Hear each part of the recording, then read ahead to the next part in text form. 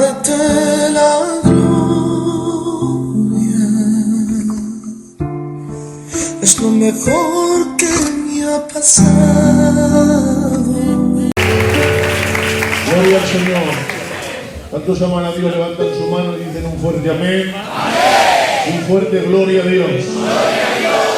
Bueno, en primer lugar, agradecer al Señor que nos dé la dicha y el honor de estar en su presencia. Yo creo con todo mi corazón que ustedes también creen conmigo que estar en la presencia del Señor es un privilegio. Amén. Amén. Estar en la presencia del Señor es un privilegio que solamente ha sido otorgado a unos pocos como nosotros. Y en esta tarde hoy podemos decir que la presencia del Señor se encuentra entre nosotros. Amén. Para mí, vuelvo a repetir, es un privilegio y un honor estar aquí con ustedes, compartiendo este culto donde creemos que Dios nos va a bendecir. Amén. Yo pregunto en esta tarde no cuántos vinieron hoy al culto, sino cuántos vinieron hoy a hacerle un culto a Dios. Amén. Puede levantar su mano arriba, con su mano arriba decir un fuerte amén. Amén. ¿Qué le parece si le damos a Dios un aplauso fuerte? Aleluya. Gloria a tu nombre, Jesús. Amén. Aleluya. Bueno, pues después de darles este saludo, decirles a los que no me conocen, la mayoría no me conocéis, soy el hermano Tito, obrero de la zona de Aragón, pertenezco a la Iglesia de la Magdalena y por gracia y misericordia del Señor estamos disfrutando en este tiempo. El Señor nos ha traído al hermano Nolo de responsable y es una bendición poder acompañarle y poder disfrutar de su ministerio y, como no, también de esta hermosa obra que está también entre nosotros. Amén. Solamente decirles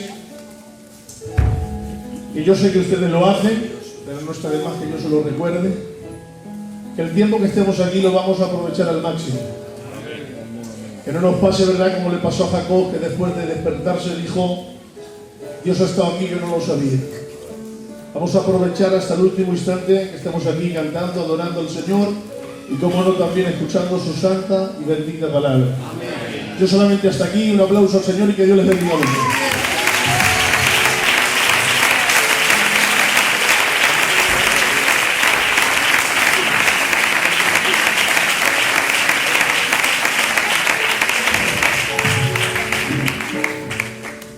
Amén. Señor, gracias por permitirnos estar entre vosotros hoy en este lugar. Amén. Es un placer poder estar en un lugar donde están los hijos del Señor y nosotros podemos estar también entre ellos con la pretensión única de darle toda la gloria al Señor. Quienes vinieron aquí a darle toda la gloria al Señor pueden levantar sus manos, pueden confirmarlo con un poderoso y vivo gloria a Dios. ¡Gloria a Dios! Amén. Amén. Bien, vamos muy bien de hora. Supongo que esto es a consecuencia de que yo tengo un montón de defectos, pero hay uno que sobresale por todos los demás. Y es que yo necesito más tiempo que los demás para decir lo mismo que los demás dicen. Amén. Amén. Y como yo necesito siempre más tiempo que los demás para decir lo mismo que los demás dicen, los hermanos tienen a bien de reducir su tiempo a fin de prestármelo a mí. Yo sé que ustedes han venido aquí con hambre del Señor. Amén. Y sé que han venido aquí sin prisa también. Todo lo que había que hacer hoy ya lo hicimos. Y creo que ahora estamos haciendo lo más importante de todas las tareas que en el día de hoy hayamos podido hacer. Hemos gastado tiempo en el día de hoy para hacer un sinfín de tareas. Pero ahora hemos llegado aquí no a gastar tiempo, hemos llegado aquí a invertir tiempo. Amén.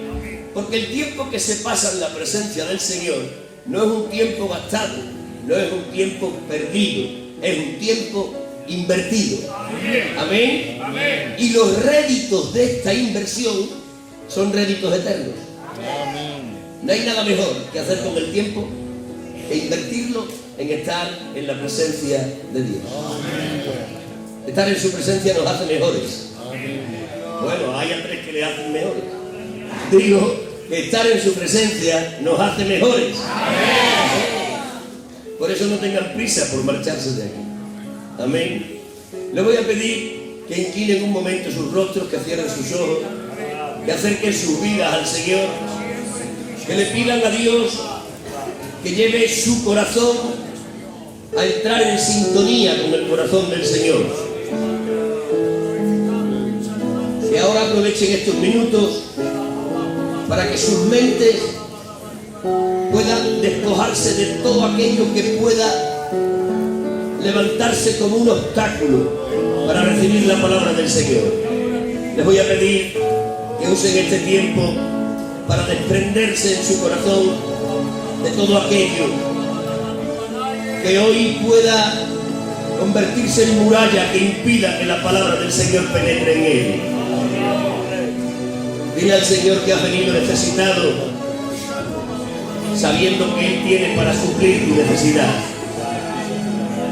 Dile al Señor que has venido sediento, a sabiendas de que Él tiene agua para saciar tu sed.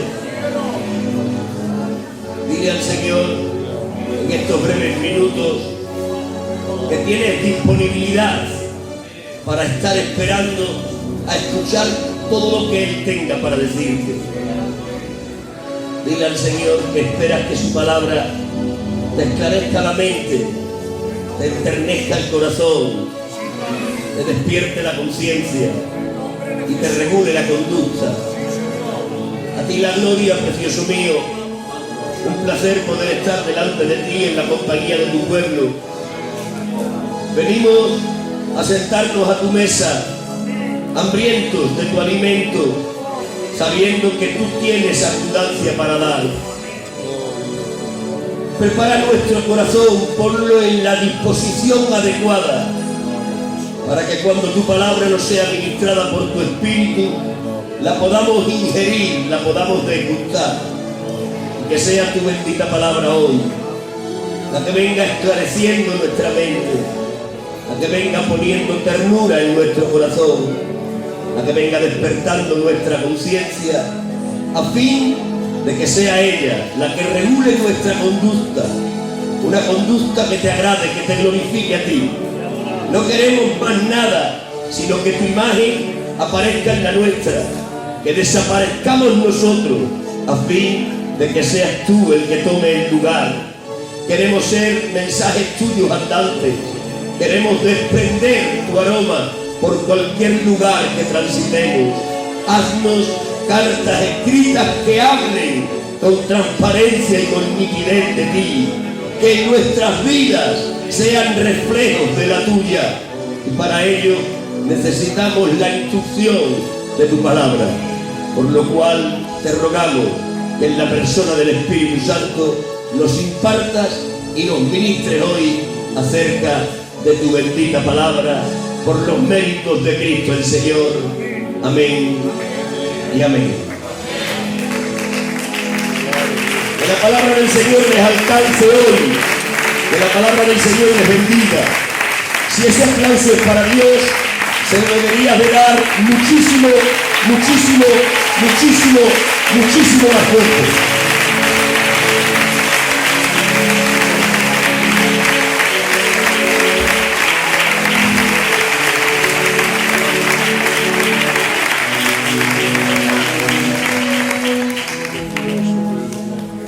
Acérquense conmigo los que tengan Biblia, los que no agudicen el oído. Al Evangelio según San Mateo, en el capítulo 16, verso 1 al 3, para después estar leyendo en el Evangelio según San Lucas, capítulo 19, verso 41 al 44. Voy a compartirles un tema con cierta dificultad para poderlo compartir, pero yo confío ciegamente en que la atención de ustedes va a paliar la dificultad que a mí me entraña el compartirles esto que tengo en el corazón. Amén. Sabéis que la atención es una actitud, pero que la actitud de la atención se puede exteriorizar aún físicamente. Yo necesito no solo saber que ustedes van a estar atentos a lo que Dios tiene para decir, sino que necesito verlo. Ustedes van a exteriorizar su atención en un rostro que con mirarlo dé el mensaje de estoy atento. ¿Saben ustedes cuál es el rostro que transmite el mensaje de atención? Es ese rostro que tiene los ojos como platos bien abiertos. Amén. Es ese rostro que apenas pestañea. Yo necesito que ustedes me presten su atención a través de su rostro. Y su atención manifestada me va a facilitar a mí la dificultad que entraña el compartir el mensaje que hoy Dios puso en mi corazón. Necesito que me acompañen con paciencia. Lo que tengo para compartirles no es un mensaje devocional. Lo que tengo para compartirles es el mensaje que Dios me puso en el corazón. Amén. Acérquense conmigo a los textos citados. Dice el primero de ellos: vinieron los fariseos y los saduceos para tentarle y le pidieron que les mostrase señal del cielo. Mas él respondiendo les dijo: cuando anochece decís buen tiempo, porque el cielo tiene arreboles, y por la mañana hoy habrá tempestad, porque tiene arreboles el cielo nublado. Hipócritas, que sabéis distinguir el aspecto del cielo, mas las señales de los tiempos no podéis. Mas las señales de los tiempos no podéis. La generación mala y adúltera demanda señal, pero señal no le será dada, sino la señal del profeta Jonás, y dejándoles se fue. Quiero puntualizar una parte de la lectura, y es esa en la que dice: mas las señales de los tiempos no podéis. Vénganse ahora conmigo al Evangelio según San Lucas, en el capítulo 19 de dicho Evangelio, y encontramos una vez más a nuestro Señor Jesucristo. Dice así el texto: y cuando llegó cerca de la ciudad, al verla, lloró sobre ella, diciendo: si también tú conocieses, a lo menos en este tu día, lo que es para tu paz, mas ahora está encubierto de tus ojos, porque vendrán días sobre ti cuando tus enemigos te rodearán con vallado y te sitiarán, y por todas partes te estrecharán y te derribarán a tierra y a tus hijos dentro de ti, y no dejarán en ti piedra sobre piedra, por cuanto no conociste el tiempo de tu visitación. Por cuanto no conociste el tiempo de tu visitación. Dios bendiga su palabra en cada uno de vuestros corazones. En el primer texto que hemos leído, hemos encontrado a nuestro Señor Jesucristo enojado con sus contemporáneos, porque estos no distinguieron las señales que anunciaron su primera venida. Y en el segundo texto encontramos a nuestro Señor entristecido y llorando sobre Jerusalén, porque los habitantes de la capital no conocieron los tiempos que estaban viviendo. Cuando no distinguimos las señales de los tiempos, enojamos a Dios. Y cuando no conocemos los tiempos que vivimos, le hacemos llorar. Por lo tanto, debemos de estar atentos a las señales de los tiempos que nos han tocado vivir, y además tenemos que intentar conocer el tiempo en el que estamos viviendo. Si tú quieres que el Señor no se enoje, está atento al horizonte para discernir las señales de los tiempos que anuncian su regreso. Y si tú no quieres entristecer al Señor hasta hacerlo llorar, tienes que ser parte de una iglesia que conoce perfectamente el tiempo en el que está viviendo. Yo no quiero ni enojar al Señor ni entristecerle hasta hacerle llorar. Es por eso que me preocupo en la medida de lo posible de escudriñar las señales de los tiempos que anuncian su venida.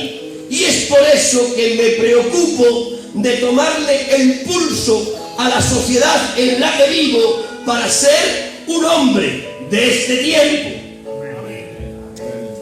Esto que les estoy compartiendo ha creado en mí una preocupación, y esta preocupación es la que me ha llevado hoy a no compartirles un mensaje devocional, sino a compartirles el pensamiento que Dios ha puesto en mi corazón. Mirad, mi preocupación en este último mes se ha incrementado, y se ha incrementado a causa de la aparición de la última pieza del puzzle de lo que es la escatología mundial. Creo no equivocarme si digo que en este último mes, en el horizonte, ha empezado a aparecer la última pieza de un gran puzzle que va a completar lo que es la profecía escatológica de los últimos tiempos. Esta pieza, acerca de la cual hago referencia, es la agenda LGTBI que se ha introducido en la enseñanza pública para adoctrinar a nuestros hijos y a nuestros nietos en los colegios. Sé que todos vosotros habéis escuchado últimamente por televisión y también habéis visto por medio de las redes sociales el alboroto social que se ha formado a causa del llamado PIN parental. El PIN parental es una medida legislativa que ha usado el gobierno de Murcia y por medio de la cual dice dicho gobierno que a los padres, respetando su patria potestad, hay que preguntarles acerca de ciertas materias curriculares que se están impartiendo a sus hijos. A consecuencia de eso, ha visto otra parte de la sociedad que se ha levantado como que fuera en armas de guerra, diciendo que no hay necesidad de preguntar a los padres lo que se les va a enseñar a los hijos en los colegios, aunque esto tenga parte de una ideología de ese grupo al que llamamos LGTBI. Y esto ha creado un enfrentamiento social.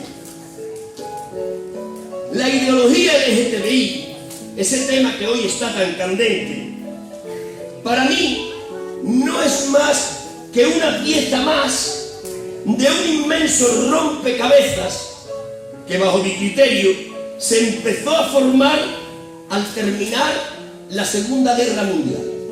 Síganme y no me pierdan para que después les pueda compartir lo que en el corazón tengo. Al terminar la Segunda Guerra Mundial, se creó lo que hoy se conoce como las Naciones Unidas. Y las Naciones Unidas tomaron a las mentes más preclaras que tenía para que hiciesen un examen profundo acerca de los motivos que dieron a luz a la Segunda Guerra Mundial, con la masacre de millones de muertos que aquello dio a luz. Y aquellas mentes preclaras, estudiando el porqué de la Segunda Guerra Mundial, llegaron a la conclusión de que uno de los porqués fundamentales que dieron a luz aquella terrible guerra fue lo que se dio en llamar la defensa de la soberanía nacional. Decían aquellas mentes preclaras que los líderes anteriores a la Segunda Guerra Mundial hicieron una defensa a capa y a espada de la soberanía de cada una de sus naciones. Y Y decían ellos, mi nación es la mejor. Y esa competitividad entre naciones, cada una defendiendo su soberanía nacional, provocó el conflicto que la historia ha registrado como Segunda Guerra Mundial. En los tiempos anteriores a dicha Segunda Guerra apareció Hitler en Alemania diciendo que la raza aria era superior a todas las demás. En aquellos tiempos anteriores a la Segunda Guerra Mundial apareció Mussolini en Italia diciendo que la ideología del fascismo italiano era lo que hacía que la soberanía nacional italiana estuviese por encima de los demás. En aquellos tiempos anteriores a la Segunda Guerra Mundial apareció Stalin en lo que era la Unión Soviética diciendo que la ideología soviet era la más avanzada porque era la que aglutinaba la soberanía nacional de los rusos. Y esas defensas de lo que fueron las soberanías nacionales, según estos estudiosos, fueron las que dieron a luz el conflicto de carácter mundial. Cuando las Naciones Unidas han hecho esta investigación y han llegado a esta conclusión, han pensado que había que inventar, entre comillas, otra ideología que impidiese que se volviese a repetir la historia. Es decir, había que inventar un antídoto contra las soberanías nacionales y de esta manera se impedía que una guerra mundial se volviera a repetir. El antídoto que Naciones Unidas inventó fue aquello que en la actualidad conocemos como globalización. La globalización no es otra cosa que la idea que nos quiere hacer entender que no hay naciones en el planeta Tierra, sino que el planeta Tierra es todo él una gran nación. Uno de los eslogans preferidos del ideario de la globalización es que la Tierra es una inmensa aldea donde todos somos ciudadanos los unos de los otros. Uno de los grandes eslogans de lo que es la globalización es: no somos ciudadanos de esta o de aquella nación, somos ciudadanos del mundo. Pero miren ustedes, qué curiosidad. Esta globalización como idea está profundamente ligada a la revelación del proceso universal del plan de Dios que se le mostró a Daniel en el capítulo 2 y en el capítulo 7 del libro que llevan su nombre.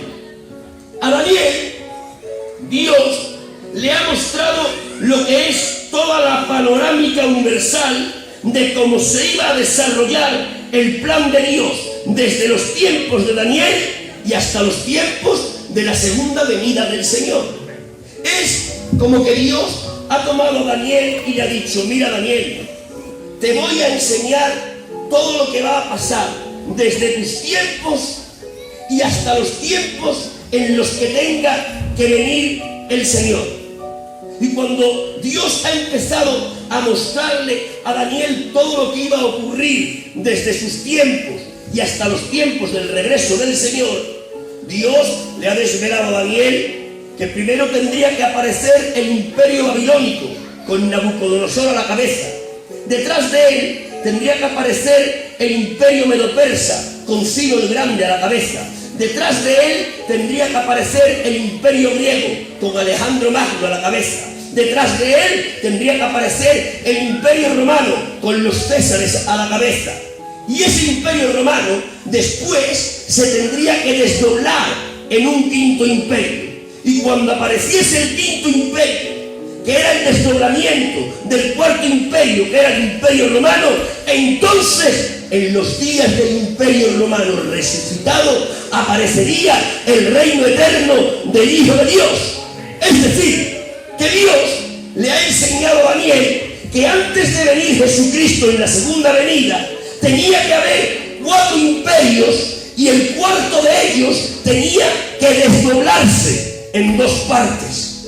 Esto es lo que le enseña Dios a Daniel en el capítulo 2 y en el capítulo 7 del libro de Daniel. Capítulo 2 y capítulo 7 enseñan la panorámica universal del desarrollo del plan de Dios. En un capítulo y en otro se da el mismo mensaje, con distintos ropajes literarios. En el capítulo 2 dice el texto sagrado que Dios le enseñó a Daniel el desarrollo de toda la historia mundial hasta que viniese Jesucristo por medio de la imagen de una gran estatua. Una gran estatua que tendría la cabeza de oro y que tendría el pecho de plata y que tendría el vientre de bronce y que tendría las piernas de hierro y que después de estas piernas aparecerían unos pies con 10 dedos que en parte serían de hierro y en parte de barro cocido. En el capítulo 7 vuelve Dios a hablarle a Daniel del mismo tema, solo que con otro ropaje literario, y le enseña el desarrollo de toda la historia mundial a través de una serie de bestias que el profeta puede ver saliendo de los mares. Y el profeta ve a una primera bestia, que es un león alado, y a una segunda bestia, que es un oso, que se levanta más de un costado que de otro, y una tercera bestia, que tiene 4 cabezas, y una cuarta bestia, que no la puede definir. Dice, es espantosa y terrible, pero esa cuarta bestia tiene 10 cuernos en la cabeza. Y ahora le dice Dios, Daniel, esto que te acabo de mostrar en la estatua y en las bestias es un mismo mensaje. Tú vives durante el reino babilónico. Sepas, Daniel, que el reino babilónico va a caer y detrás de él se va a levantar el imperio medo-persa. Pero sepas que el imperio medo-persa caerá y sepas que después de él se levantará el imperio griego. Pero sepas que el imperio griego con toda su gloria y sabiduría también caerá. Y después de él se levantará el imperio romano. Pero sepas que el imperio romano caerá. Pero después resucitará. Y cuando resucite el imperio romano, sepas, Daniel, que en ese tiempo aparecerá la señal del Hijo del Hombre. Y vendrá a instaurar un reino que no tendrá jamás fin ni nunca se acabará. Y lo que le ha dicho Dios a Daniel ha empezado a tener cumplimiento. Apareció el imperio babilónico y cayó, apareció el imperio medo-persa y cayó, apareció el imperio griego y cayó, apareció el imperio romano y cayó. ¿Saben ustedes cuándo cayó el imperio romano? En el 476 después de Cristo. Ahora lo que faltaba a la profecía era la resurrección de aquel imperio romano que había caído en el 476. La resurrección del imperio romano estaba profetizada en los 10 dedos de los pies del capítulo 2, en parte de hierro y en parte de barro cocido, y en los 10 cuernos que estaban en la cabeza de la bestia espantosa y terrible. Esos 10 cuernos y esos 10 dedos representaban a la resurrección del cuarto imperio. De igual manera que los 10 cuernos procedían de la bestia espantosa y terrible, los 10 dedos procedían de las piernas de hierro. Las piernas de hierro representan al imperio romano, la bestia espantosa y terrible también. Por lo tanto, los 10 cuernos y los 10 dedos representan a la resurrección de dicho imperio. Pero aquel imperio ha caído en el 476. Han pasado cientos y cientos y cientos de años y no hemos visto en el horizonte nada que se asemeje a la aparición del quinto imperio. ¿Hasta cuándo? Hasta que aconteció lo que les dije en el principio, hasta que llegó la Segunda Guerra Mundial. De que apareció la Segunda Guerra Mundial en la historia y empezó el enfrentamiento entre las soberanías nacionales y la globalización. Cuando ha terminado la Segunda Guerra Mundial y se han dado cuenta que la soberanía nacional provocó la guerra y se han inventado lo que es la globalización, cuando han inventado la globalización, se creían las mentes preclaras de las Naciones Unidas que habían inventado algo. Pero la globalización no era un invento. La globalización era la repetición de algo que ya existía. ¿Saben por qué? Porque los primeros que pusieron en práctica la globalización fueron los que conformaron el Imperio Romano.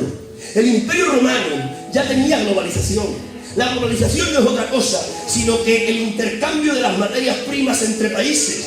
Tú me vendes a mí aceite y yo te vendo a ti motores de coches. Tú me vendes motores de coches y yo te vendo a ti cualquier otra cosa que te haga falta para vivir. El intercambio de las materias primas, eso es la esencia de la globalización. Pero eso no lo inventan Naciones Unidas, aunque ellos se creen que sí. Eso ya lo tuvo el antiguo Imperio Romano. El antiguo Imperio Romano conquistó lo que era todo el mundo conocido y empezó a hacer intercambios de materia prima. De hecho, los países perdían su identidad y pasaban a ser provincias del Imperio Romano.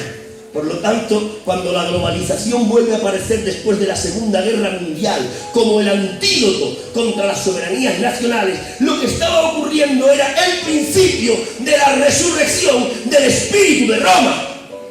¿Saben dónde caló la globalización de una forma poderosa? Donde caló el concepto de la globalización de una forma poderosa fue en el mercado común. ¿Saben ustedes que el mercado común fue la antesala de la Comunidad Económica Europea? ¿Saben ustedes que la Comunidad Económica Europea, de la que nosotros somos parte, que ha aglutinado a todos los países de Europa, saben ustedes que aquí en la Comunidad Económica Europea ha sido donde más ha calado el concepto de lo que es la globalización?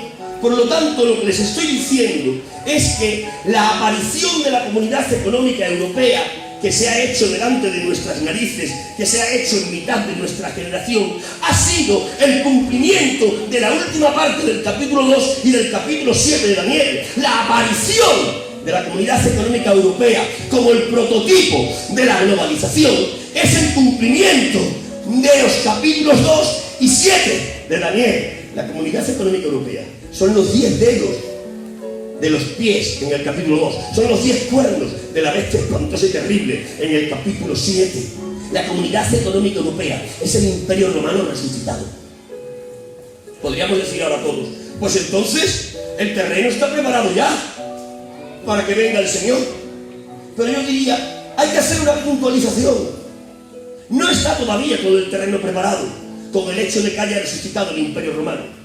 Hace falta prestar atención a un matiz, a un detalle que se nos expresa en el capítulo 7, verso 8 de Daniel. En el capítulo 7, verso 8 de Daniel, se nos dice que cuando resucite el Imperio Romano en los 10 cuernos de la bestia espantosa y terrible, tiene que haber una ruptura. Tiene que haber una ruptura en el Imperio Romano resucitado. Dice el capítulo 7, verso 28, que habrá 3 cuernos de los 10 que serán rotos. Y cuando esos cuernos sean rotos, cuando la unidad de aquella confederación se rompa, dice el texto que aparecerá el cuerno pequeño. Y dice el texto que el cuerno pequeño hablará palabras contra el Altísimo y perseguirá a los santos del Señor. Ese cuerno pequeño del que habla Daniel en el capítulo 7 es el mismo hombre de pecado del que habla Pablo en Tesalonicenses. Y es el mismo anticristo del que habla Juan en sus cartas universales. Es decir, que primero tiene que aparecer Babilonia, después los medo-persas, después los griegos, después Roma resucitada, pero después se tiene que romper la Roma resucitada. Tiene que haber una ruptura. Miren ustedes qué curiosidad. Hace unos días ha comenzado esa ruptura.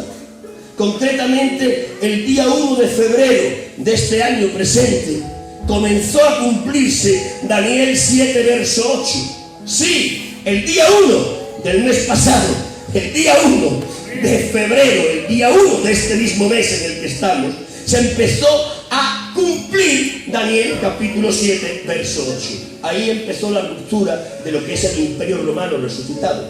Sí, estoy hablando del Brexit. El Brexit es el comienzo de esa ruptura. ¿Saben ustedes qué es el Brexit? El Brexit es que los ingleses, los que pertenecen a Gran Bretaña, han dicho: ya no queremos pertenecer más al club de la Comunidad Económica Europea. No queremos pertenecer ya a la Roma resucitada. ¿Por qué? Porque no compartimos la idea de la globalización. Nosotros queremos recuperar nuestra soberanía nacional. Y en ese hecho que ha tenido lugar hace unos días, se ha empezado a cumplir lo que es Daniel, capítulo 7, verso 8. El terreno está empezándose a preparar para que aparezca el cuerno pequeño, según Daniel, para que aparezca el hombre de pecado, según San Pablo, para que aparezca el anticristo, según San Juan.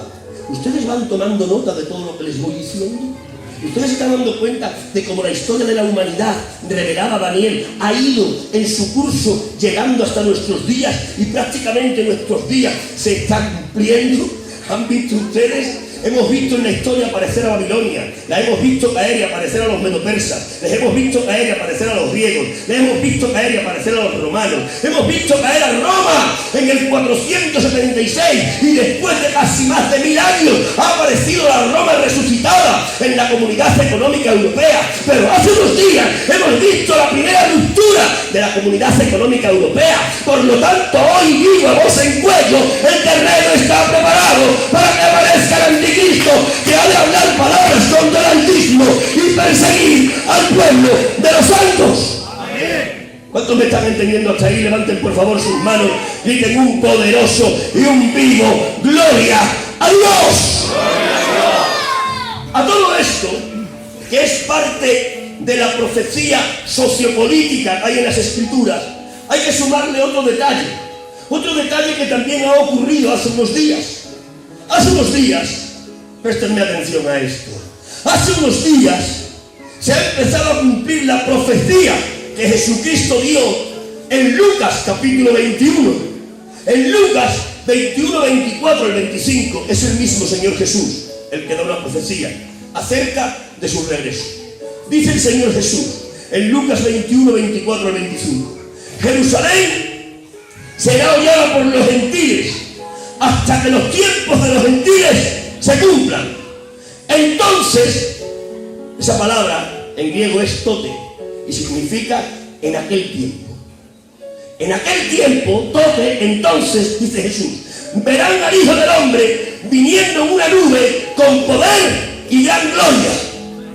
Déjenme analizar brevemente esta profecía de Jesús. Jesús ha dicho que Jerusalén va a ser hollada por los gentiles hasta que los tiempos de los gentiles se cumplan. Cuando se cumplan los tiempos de los gentiles hollando a Jerusalén, cuando eso se cumpla, entonces tote, en aquel tiempo aparecerá la señal del Hijo del Hombre en los cielos, viniendo con poder y con gran gloria. Les pregunto sin que me contesten, ¿qué significa la palabra hollar? La palabra hollar significa pisar, literalmente. Pero en el lenguaje simbólico, hollar, pisar, significa gobernar. Por lo tanto, lo que Jesús ha profetizado es: hasta que Jerusalén no deje de ser gobernada por gentiles, hasta entonces no podrá aparecer el Hijo del Hombre en las nubes del cielo con poder y gran gloria. Es decir, que todos nosotros, como creyentes que somos y que no queremos enojar al Señor ni tampoco hacerle llorar, tenemos que estar pendientes. Y cuando Jerusalén deje de ser gobernada por gentiles, tenemos que saber que es una señal de los tiempos que nos está diciendo: pronto aparecerá Jesús en las nubes del cielo con poder y gran gloria. Jerusalén ha estado hollada por pies gentiles y hasta el día de hoy lo está, porque hay un tratado firmado, un tratado que se firmó al terminar la Segunda Guerra Mundial. Cuando terminó la Segunda Guerra Mundial, los grandes dignatarios descubrieron el holocausto que Hitler había hecho con el pueblo judío y se asombraron, se asustaron los grandes mandatarios y dijeron: lo que ha hecho este Hitler con el pueblo judío. Y dijeron los grandes dignatarios: hay que compensar al pueblo de Israel, hay que compensarles con algo por todo el mal que se han llevado. Y la forma de compensarlos que tuvo Naciones Unidas fue permitir que Israel regresase a una parte de lo que fue la nación de sus antepasados. Los que leéis la Biblia y conocéis la historia, sabéis que Israel fue sacado de su tierra en el 70 después de Cristo. Y también sabéis que la guerra mundial terminó en el 1948. Es decir, que Israel ha estado fuera de su patria por miles de años. Pero ahora, movidos a misericordia, los gobernantes de las naciones, por el holocausto de Hitler sobre el pueblo judío, han dicho: después de tantos cientos de años, como compensación por el mal que habéis recibido, os permitimos volver a lo que fue la nación de vuestros antepasados. Pero cuando han dejado volver a Israel, los grandes mandatarios de Naciones Unidas, con muchísima sabiduría, dijeron: mirad, israelitas, podéis volver a la tierra prometida, pero Jerusalén no os la podemos dar. Jerusalén va a ser de todos y de nadie. De hecho, a Jerusalén la titularon como ciudad internacional. ¿Por qué? Porque Jerusalén es una ciudad que en lo religioso es muy sensible. Jerusalén es ciudad santa para los cristianos, es ciudad santa para los judíos y es ciudad santa para los musulmanes. Dijeron los grandes dignatarios: como le demos Jerusalén a Israel, los musulmanes se rebelan y tendremos una tercera guerra mundial. Para no incomodar a los musulmanes, Jerusalén es ciudad internacional, es de todos y de nadie. Hay una partecita que será para los israelitas, hay una partecita que será para los cristianos y habrá una parte que será para los musulmanes. Y así lo quedaron en aquel tratado, firmaron todas las naciones. Pero en aquel tratado había un apartado que decía: la única nación que puede romper este tratado de una forma unilateral, la única, es Estados Unidos. ¿Por qué? Porque Estados Unidos fue la gran vencedora de la Segunda Guerra Mundial. A ningún presidente de los Estados Unidos, desde el 1948, se le ocurrió ni por asomo hacer uso de esa potestad que le daba aquel acuerdo. ¿Hasta que llegó quién? Hasta que llegó Donald Trump. Donald Trump, en el 2018, 70 años después de aquel tratado, dijo en junio del 2018: yo le devolveré la capital de Jerusalén a los judíos y serán ellos los únicos que la hollarán, que la gobernarán, que podrán estar mandando sobre la capital. Eso lo dijo en junio del 2018 y lo cumplió en diciembre de ese mismo año. Se acordarán los que tengan memoria que en diciembre de ese mismo año Estados Unidos cambió su embajada de Tel Aviv hasta Jerusalén y empezaron muchas naciones a seguirle. Ese fue el primer paso que dio Donald Trump para hacer que Jerusalén fuese gobernada únicamente por judíos, que dejase de ser hollada por los pies gentiles. ¿Saben ustedes que el primer paso lo ha completado Donald Trump con un segundo paso el día 28 de enero de 2020? Hace unos días también. ¿Saben ustedes que hace unos días Donald Trump en la Casa Blanca ha firmado un documento con Netanyahu? Un documento en el que ha dicho: este es el pacto palestino con los judíos. Y en ese pacto se dice que Donald Trump le da a los palestinos toda Cisjordania y que además le da 50.000 millones de dólares para el progreso del pueblo palestino, a cambio de que Jerusalén quede tan solo bajo dominio de los judíos. Eso lo ha firmado Donald Trump y lo ha firmado Netanyahu. ¿Saben quién falta que firme? El líder de los palestinos. Como el líder de los palestinos firme, estaremos en el comienzo del cumplimiento de Lucas capítulo 21, porque como eso se haga verdad y Cisjordania sea para los palestinos con sus 50.000 millones de dólares y Jerusalén quede solo para los judíos, ahí se estará cumpliendo la palabra de Jesús, cuando Jerusalén deje de ser hollada, pisada, gobernada por gentiles. Entonces verán la señal del Hijo del Hombre viniendo en las nubes con poder y gran gloria.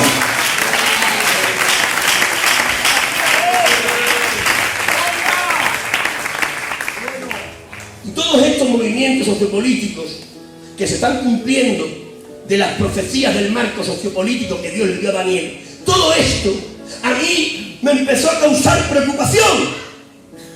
Pero si esto me causó preocupación, si esto que ha pasado recientemente me causó preocupación porque yo entendía que el regreso estaba cercano, si todo esto me causó preocupación, lo que les voy a contar a continuación, que fue con lo que empecé el mensaje, me duplicó la preocupación. La preocupación a mí se me duplicó cuando en mitad de todo esto vi aparecer la pieza del rompecabezas de las profecías de la inmoralidad. Quiero que ahora me atiendan a ver si yo me explico bien y ustedes me entienden. Una cosa son las profecías escatológicas en los movimientos sociopolíticos y otra cosa son las profecías escatológicas en lo que es el marco de la inmoralidad. Déjenme hablar con respeto pero con claridad, no puedo hacerlo de otra manera.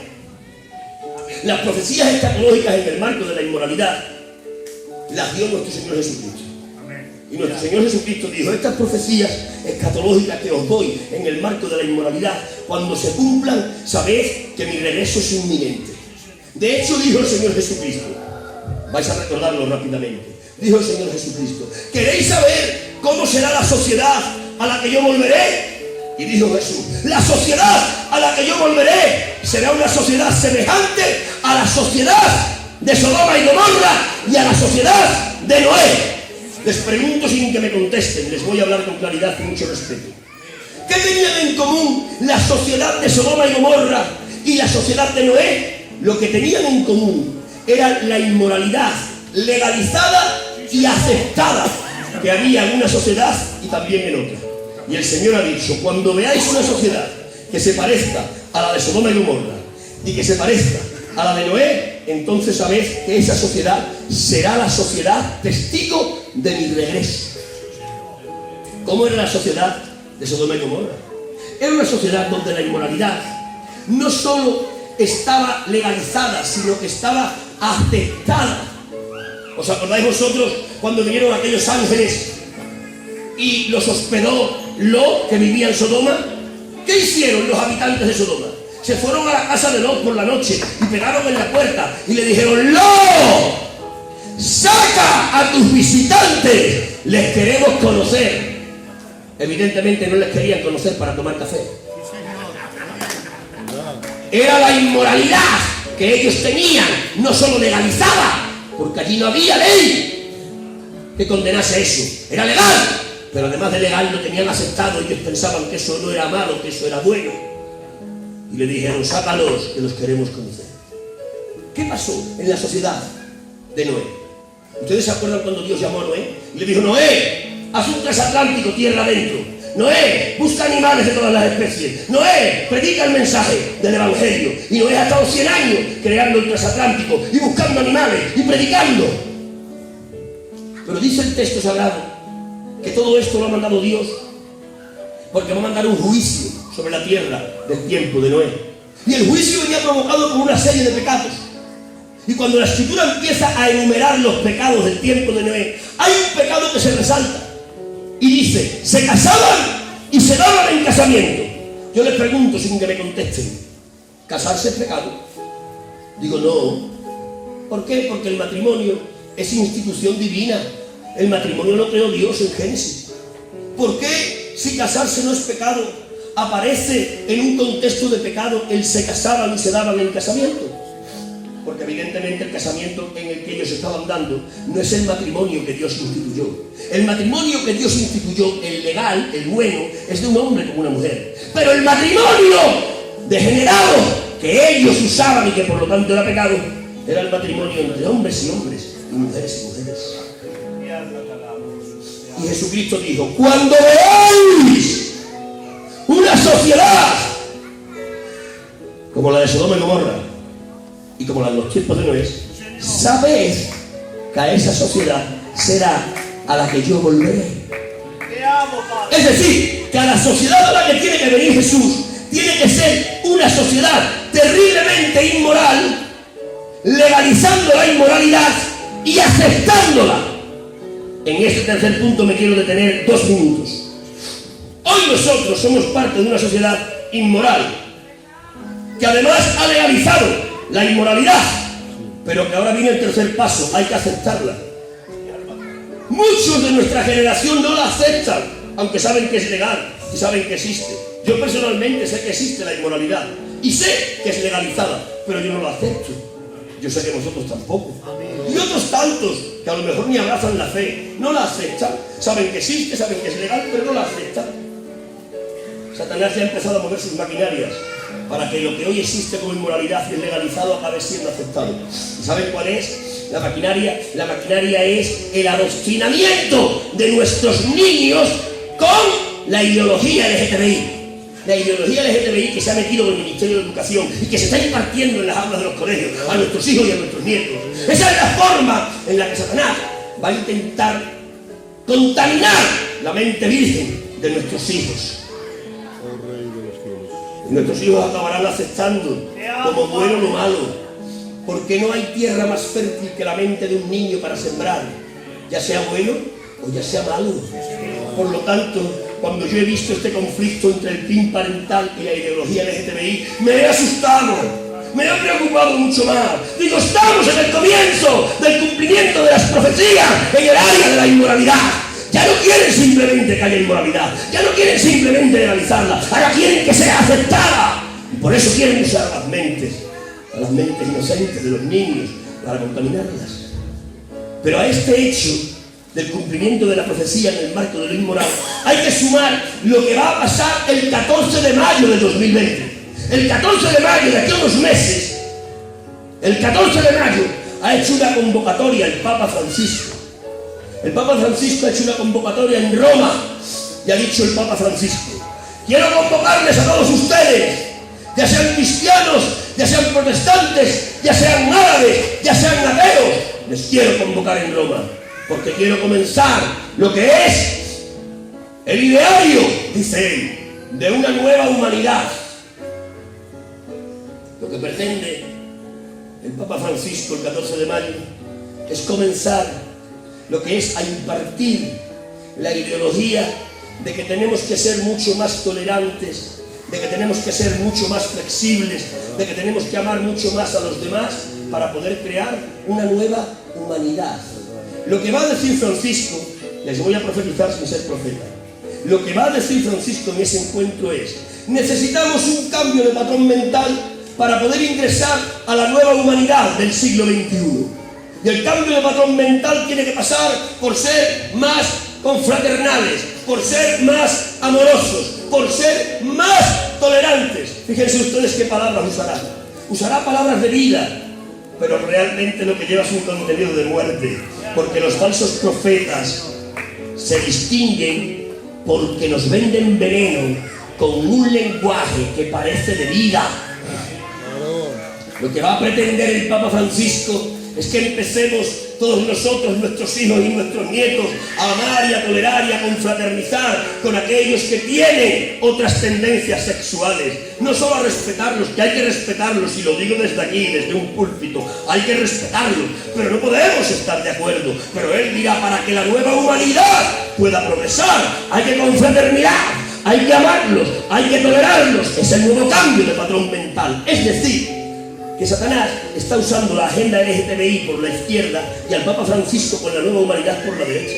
Fíjense ustedes, los LGTBI siempre se inclinan a las extremas izquierdas y el papado, la curia, siempre se inclinó a la extrema derecha. Parecen contrarios, no lo son. Es el mismo enemigo con dos trajes distintos. Lo que están intentando es lo mismo: el comienzo del cumplimiento de esa sociedad inmoral que legaliza la inmoralidad y además la acepta, esa sociedad que se parezca a la de Sodoma y Gomorra, esa sociedad que verá aparecer al Hijo del Hombre en las nubes del cielo, viviendo con poderes y gran gloria.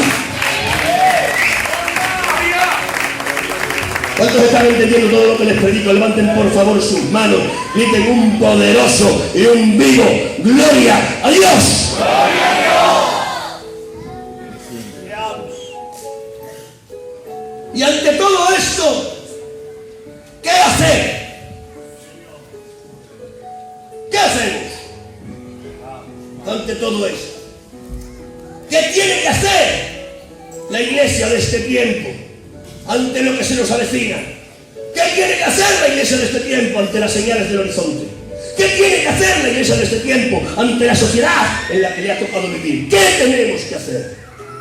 Evidentemente, ante el desarrollo del cumplimiento de las profecías en el marco sociopolítico, poco podemos hacer, excepto orar al Señor y decirle: Señor, ayúdanos a mantenernos en la fe en tiempos tan difíciles. Yo llevo ya tiempo orando al Señor cada mañana y le digo: Señor, no me gusta el horizonte que veo.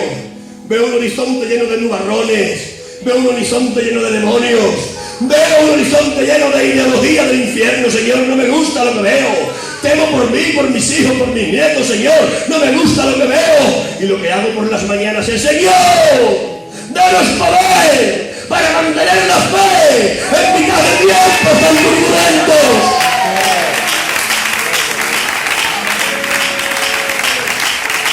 Mirad, no hemos podido impedir la resurrección de Roma.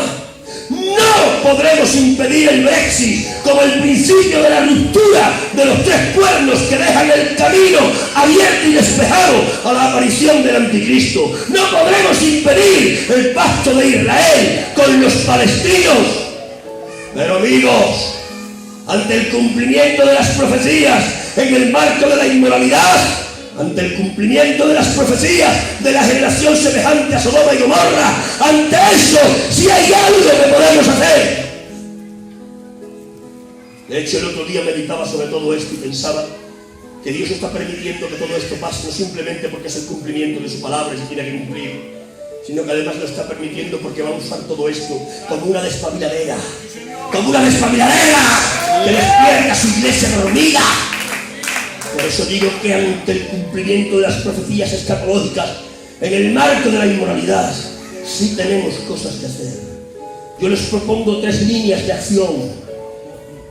3 líneas de acción para combatir. La primera línea de acción es que tenemos que empezar a conocer cuáles son nuestros derechos. Sí, cuáles son nuestros derechos legislativos. Les voy a profetizar otra vez sin ser profeta. Esos derechos que hoy están vigentes, en breve van a dejar de estarlo. Pero mientras que estén, los tenemos que conocer para saber cuáles son los derechos que nos asisten. Pero independientemente de eso, hay 2 cosas más que tenemos que hacer. La primera cosa que tenemos que hacer es para los padres. ¿Cuántos padres hay aquí? Levanten la mano los que son padres. Esta palabra es para vosotros. Esta es la acción que tenéis que hacer. Tenéis que volver a levantaros como los sacerdotes de vuestro hogar. Tenéis que no depender solo del culto, sino de la enseñanza que dais en vuestra familia. Tenéis que entender que sois el primer líder que tiene que parar lo que es la corriente de esta sociedad que quiere contaminar las mentes de nuestros hijos y nietos. Tienes una responsabilidad y no se la puedes entregar tan solo al pastor. Es una responsabilidad tuya. Tienes que empezar a enseñar en tu casa acerca de Jesús, para que tus enseñanzas sean un antídoto en la mente de tus hijos, para que los virus de la agenda LGTBI no los contaminen. Tienes una responsabilidad. Hoy te mando a que te levantes como sacerdote en tu hogar. Pero además de conocer lo que la legislación nos favorece, además de levantarnos como lo que es sacerdotes del hogar, la tercera línea de acción tiene que ser volver a resucitar en nuestras iglesias la escuela dominical. La escuela dominical, la enseñanza a nuestros pequeños. Dice la Biblia, enseña al niño mientras que es niño y no te dará problemas cuando sea mayor. Ya está bien, iglesia, de meter a los niños en un cuarto simplemente para que no molesten. No les metas en un cuarto simplemente para que no molesten. Empieza a instruirlos hoy para que no tengan problemas mañana. Habrá algunos de aquí que digan, ¿y por qué sabes que esos son los antídotos que hay que usar? Digo, porque es lo que dice la Biblia. Lo que les estoy comentando no es parte de una ideología propia. Lo que les estoy compartiendo es parte de lo que enseña la palabra del Señor. Dice la palabra del Señor que Israel fue mandado por Dios a conquistar Canaán. Y cuando Dios manda a Israel a conquistar Canaán, le dice Dios, escuchad, israelitas, escuchad, iglesia del antiguo pacto, vais a entrar en una tierra cuya sociedad es una sociedad contaminada por la idolatría, por la inmoralidad, por la hechicería, por la magia negra, por el oscurantismo. Vais a estar ahí, iglesia mía, tenéis que estar ahí en esa tierra. Pero mirad, para que no os contaminen ellos a vosotros, para que vosotros podáis tener una defensa de la contaminación de sus idearios, entonces vosotros tenéis que haceros filasterías. Y las filasterías eran unas cuerdas que se ataban a las manos y se las ponían en la cabeza, unos pequeños pergaminos con la palabra del Señor. Dice, poneos eso. Dice, ¿para qué, Señor? Dice, porque cuando os ponéis la filastería, al ponerlas, estaréis recordando la palabra del Señor. Y los niños preguntarán y dirán, ¿qué es eso? Y tú le dirás, hijo, esta es la palabra del Señor en mi mente y en mi corazón, para que la sociedad en la que vivo no me pueda contaminar. Y le dijo Dios a Israel, mirad, tenéis que poner las mezuzas en las entradas de las puertas de vuestras casas. Las mezuzas eran unas porciones de la escritura que se ponían en los laterales de la entrada a la casa. ¿Y saben qué hacían los israelitas cuando entraban a la casa? Tenían que besar la mezuza al entrar y tenían que besar la mezuza al salir. Besaban la palabra del Señor. Y los niños les veían y le decían, papá, ¿y por qué hacemos eso? Y le decía al padre, porque la palabra del Señor es la que tiene que dominar nuestra vida. Y le dijo Dios a la iglesia de Israel, pero además de la filastería y la mezuza, tenéis que celebrar la Pascua y el Pentecostés y el tabernáculo. Y cuando celebréis cada una de esas fiestas, el más pequeño de la casa tiene que venir a preguntar, Padre, ¿por qué hacemos esto? Y entonces tú como padre, como sacerdote de la casa, le contarás las maravillas que Dios hizo a favor de su pueblo. Y dice aún Dios más a los padres, le dice, padres, cuando entréis a la sociedad cananita, que es contraria a mis preceptos, le hablaréis a vuestros hijos al despertarse de mí, y le hablaréis a vuestros hijos mientras que camináis por el camino, y le hablaréis a vuestros hijos mientras que coméis, y le hablaréis a vuestros hijos al irse a dormir. ¿Se dan cuenta? El Señor, para combatir el mal de la sociedad cananita, ¿qué le ha dicho a los padres? Tenéis que levantaros como sacerdotes del hogar. Escúchame bien, padre. menos chinos, menos negocios, menos deportes, menos entretenimientos baratos que no te llevan a ninguna parte, y atiende a tus hijos en el hogar. Pero no solo Dios levantó a los padres para impedir que la cultura cananita les infectase. Saben ustedes que muchos años después Israel, la iglesia del Antiguo Testamento, fue llevada cautiva a Babilonia. ¿Sabéis qué es Babilonia? Babilonia es la cuna de todo pecado. Dice la Biblia en el libro de Apocalipsis que Babilonia es la ramera de todos los tiempos en el sentido espiritual. Babilonia es la cuna de Nimrod. Nimrod es el primer opositor a Dios. Y ahí tuvo que entrar su pueblo en Babilonia. Su pueblo entraba en la guarida del león. Su pueblo entraba en la guarida de Satanás. Y cuando entra su pueblo en la guarida de Satanás, le dice a Dios: pueblo mío, para que Satanás no os contamine, hacedme caso a lo que os voy a decir. Levantad pequeños edificios a los que llamaréis sinagoga, y ahí estaréis continuamente instruyendo a vuestros hijos, a vuestros adolescentes y a vuestros jóvenes, llenándoles su mente de la palabra del Señor, para que la palabra del Señor en su mente sea el antídoto, para que las falsas doctrinas de Babilonia no les puedan contaminar. ¿Se dan cuenta? La figura paternal en la conquista de Canaán, la sinagoga o la escuela dominical en el cautiverio babilónico, las dos herramientas que Dios nos da al pueblo del Señor para combatir en este tiempo. Y los que me estén entendiendo, levanten por favor sus manos, griten un poderoso y un vivo ¡gloria a Dios! Los que estén recibiendo la palabra del Señor, denle el mejor aplauso que tengan para ella. Voy a terminar.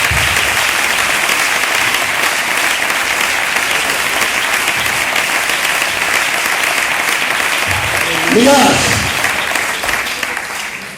voy a terminar con esto y después les voy a llamar a orar. La mejor defensa contra un ataque ideológico es preparar la mente con la ideología propia. Escuchadme, ante el ideario LGTBI, el ideario de Dios plasmado en la Biblia. Mirad, dejadme hablar de forma figurada. No podemos impedir el frío fuera y el riesgo de constiparnos si el viento nos golpea, pero podemos potenciar nuestro sistema inmunológico con vitamina C para impedir que el frío no nos enferme. No podemos coger a nuestros hijos y meterlos en una burbuja, ojalá y pudiéramos. No podemos encerrarnos y no salir en mitad de esta sociedad, ojalá y pudiéramos. Tienen que salir a la sociedad, se tienen que enfrentar al peligro del internet, se tienen que enfrentar al peligro de lo que les enseñan en los medios educativos. ¡Pero amigos! ¡Iglesia!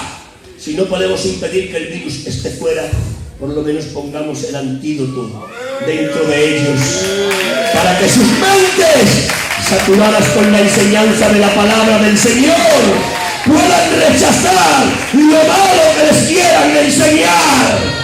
Iglesia del Señor, termino hoy dando gracias a Dios por todo lo malo que está ocurriendo. No estoy loco.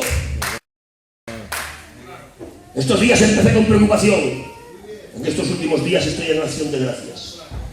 Doy gracias a Dios por todo lo malo que está ocurriendo, porque mi Dios es un especialista en sacar bueno de entre lo malo. Y creo que esto malo no es otra cosa que, como les decía antes, una despabiladera que nos quiere sacar del estado anodino en el que estamos. Permitidme hablaros con libertad. Ya está bien de vivir en la religión barata. Ya está bien de vivir en la ceremonia del culto. Ya está bien de vivir en las desavenencias entre los hermanos, que abrimos iglesias nuevas porque no quieres perdonar. Ya está bien de jugar a este evangelio de precio bajo. Ya está bien. Es el momento de empezar a cultivar intimidad. Es el momento de empezar a cultivar la familia. Es el momento de empezar a cultivar evangelización. Es el momento de empezar a cultivar intercesión. Es el momento de empezar a cultivar enseñanza. Es el momento de empezar a cultivar obra social. ¡Ya está bien! Creo que Dios, viendo el estado en el que nos encontramos, está permitiendo todo esto para que nos saque del letargo. Dice la Biblia que había un terreno que era de Dios, una semilla que Dios sembró en aquel terreno. Pero por la mañana había cizaña entre la semilla. Los que estaban encargados de cuidar el terreno se fueron al dueño del terreno y dijeron: dueño del terreno, ¿por qué hay cizaña en la tierra buena en la que tú sembraste? Semilla buena. Y le dijo el dueño: porque vosotros deberíais haber estado despiertos y os dormisteis. Nos hemos dormido. Hemos pasado de vivir una relación con Dios a vivir una religión en Dios. Y no es lo mismo la relación que la religión. Ya está bien de hacer del culto el centro neurálgico de nuestras vidas cristianas. Ya está bien por tener por meta el tener un buen culto. Ya está bien. Cariños míos, ya está bien. Creo que debemos de aprovechar esta coyuntura que realmente es mala para sacar algo bueno. Ojalá y despertemos y nos dejemos de niñerías espirituales. Ojalá y despertemos y dejemos de pelearnos entre nosotros. Yo no soy tu enemigo ni tú tampoco. Tenemos un enemigo común, se llama Satanás. Escúchame bien, si no eres capaz de despertarte en mitad de esta coyuntura, si tú no eres capaz de despertarte cuando atacan a tus hijos y a tus nietos, entonces tú es que estás muerto o no tienes sangre en las venas. Ha llegado el tiempo de ser hombres de este tiempo para este tiempo. Ha llegado el tiempo de ser de esos que pertenecen al ejército de Dios, pero que no pierden de vista al enemigo cuando toman agua. Ha llegado el tiempo de ser de aquellos como los de Gedeón, que llevan el agua a la boca con una mano y con la otra mano tienen la espada mientras que los ojos están puestos en un horizonte, no sea que vaya a venir el enemigo. Ha llegado el tiempo de dejar de ser de aquellos que en el capítulo 5 de Mateo están en la falda del monte, en la fiesta de la religión, comiendo panes y peces que el Señor multiplicaba. Ha llegado el tiempo de dejar las faldas del monte como dejaron los discípulos y ascender por el monte con esfuerzo y llegar a la cima y ver cómo se sienta el Señor y nos enseña. No habéis sido llamados a ser parte de los que están en la falda del monte disfrutando de la fiesta de la religión. Habéis sido llamados a ser de los que están en la cima como discípulos, enseñando y recibiendo la enseñanza del Maestro. Queridos míos, este es nuestro tiempo. Este es el tiempo que nos tocó vivir. Mira, termino con esto. Dios no se ha equivocado en el tiempo que señaló para que tú nacieses. La fecha de nuestro nacimiento le pertenece a la soberanía de Dios. Si has nacido en este tiempo, es porque potencialmente tienes todo lo que necesitas para combatir y sobrevivir en este tiempo. Somos la iglesia de este tiempo para este tiempo. Confía en que tienes todo lo que necesitas para luchar y vencer. Este es tu tiempo. Te pregunto y termino: ¿estás dispuesto a vivirlo poniendo todo? ¿Sí o no? ¿Sí o no? Levántate, iglesia del Señor. Enfrenta los tiempos que te tocaron vivir, porque Dios ha puesto en ti todo lo necesario, no solo para combatir, sino también para vencer mientras que estás luchando. Inclina por favor tu rostro. Cierra los ojos. Darte la gloria es lo mejor que me ha pasado.